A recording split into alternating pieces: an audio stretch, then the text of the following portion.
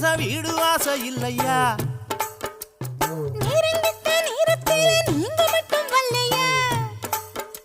அட வெட்டி பேச்சு பேச வேணாம் பொழுது சாயுதில்லையா மேல வெட்டி செய்யலன்னா பயிறு பச்சை விளையலன்னா சொத்து சோகம் வந்து சேருமா அட நாச்சி முத்து மத்ததெல்லாம் ஓடி